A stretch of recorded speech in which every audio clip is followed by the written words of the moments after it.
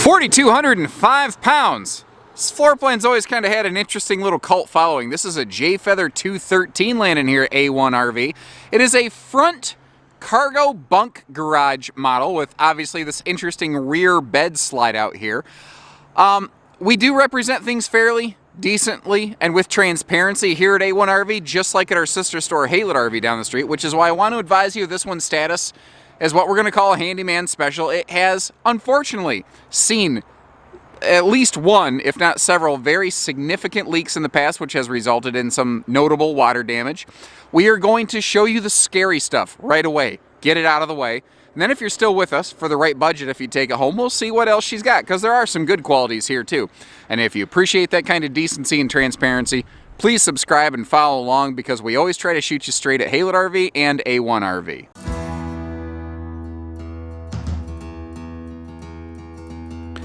And I think this RV is a really good example of kind of showing you the kind of decent people that we are. Because like if I just walked in, if I just swung the camera around like this a little bit, you'd be like, oh wow, yeah, real nice camper.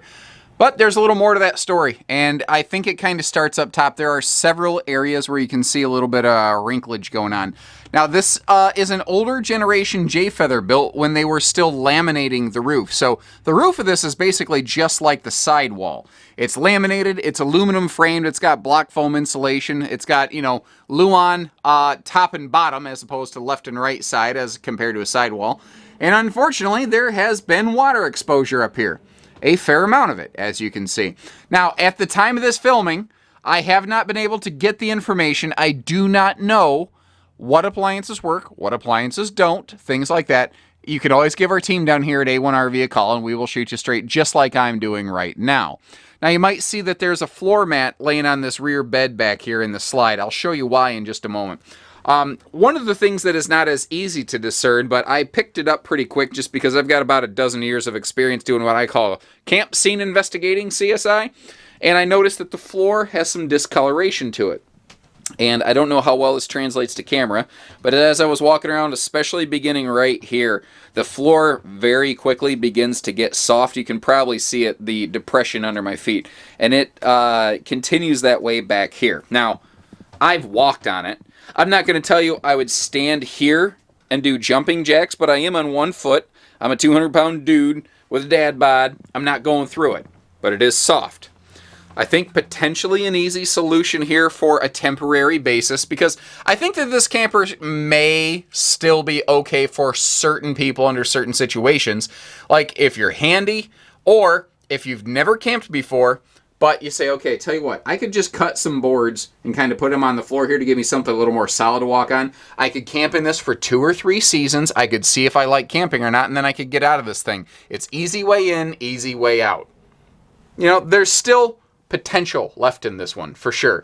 Now, I talked about that floor covering right there. This is a completely carpetless model, and when I walked in, it kind of struck me that they had floor mats all the way up through, and I kind of discovered why. Unfortunately, due to some cold weather that we've had here the last couple seasons, there is a cold crack that started in the linoleum and going all the way up through here, and it actually does persist under that bed, as you can see. Now, in the walkable spaces, they did tack nail it back down. So they didn't just ignore it. And you can actually see how up here it is good raw wood that hasn't been exposed to water. So in a way, it's actually kind of giving us a peek into the substructure of this RV you don't normally get to see.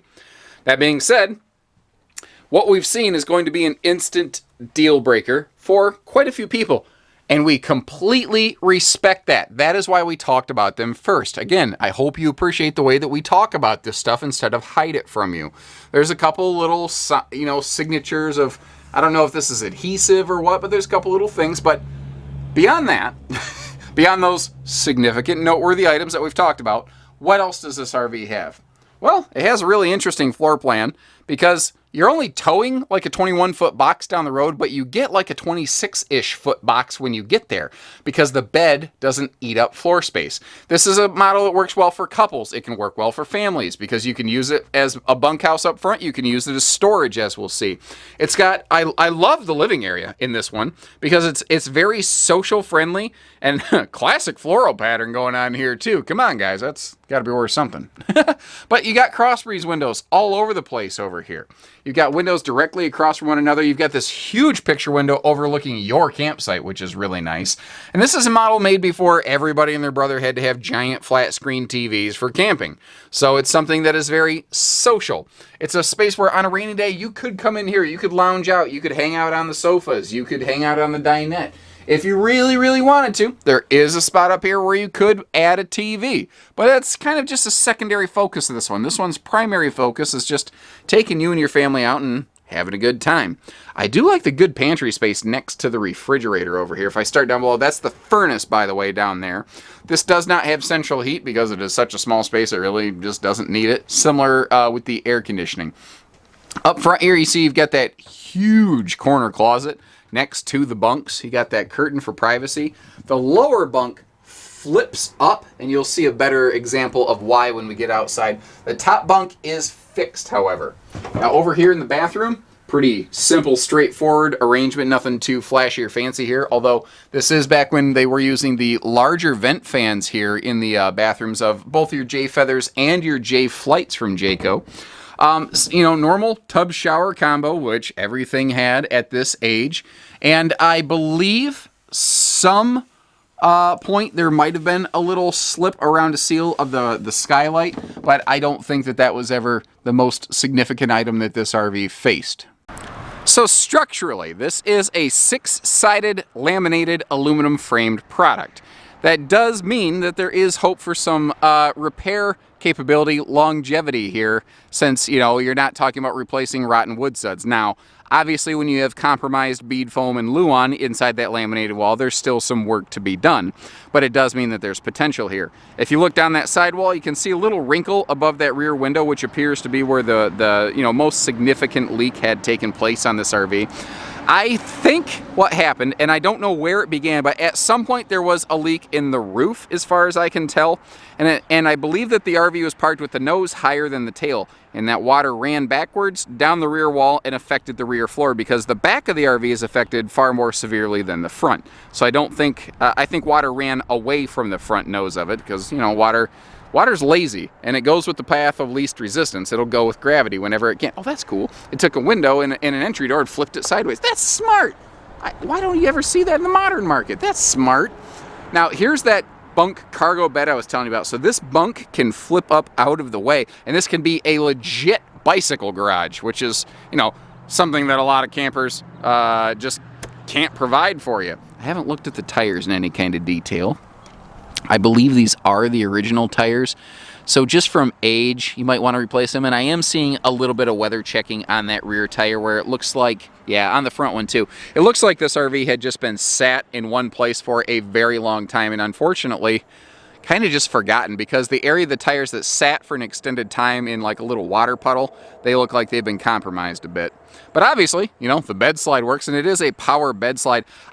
Again, I can't confirm this for you standing here right now. I suspect that the appliances are going to be in surprisingly good working order.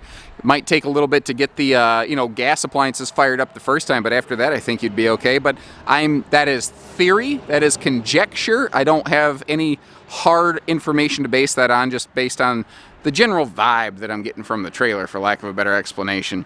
The awning is a little scuffed. Let me get you up here. It looks functional, but it's got a couple scuffs. Like if you're looking down the fabric right here, where maybe like a tree branch or something caught it as they were pulling into or out of some place. But again, never made any secret. I don't believe the RV's in perfect shape. Looks like maybe the wind caught the door, or somebody tried to slam the door shut with the holdback in place. So, hope you appreciate the transparency and the candor. She's obviously not flawless, but I don't think it's necessarily dead. I think that if you're like a fix it and flip it kind of person, or if you're just a handy person looking for a winter project in the barn, this could be a great fit for you, and something that you could probably flip out of next year and make a couple bucks on, frankly, especially with the way the used market has just been super, super strong, and I don't see that changing next year. So give us a call down here at A1RV, where we always shoot you straight. And if you appreciate it, once again, hit the subscribe button, enable notifications, and follow along here as the new ones roll in. Take care, stay safe, have fun, and happy camping, everyone.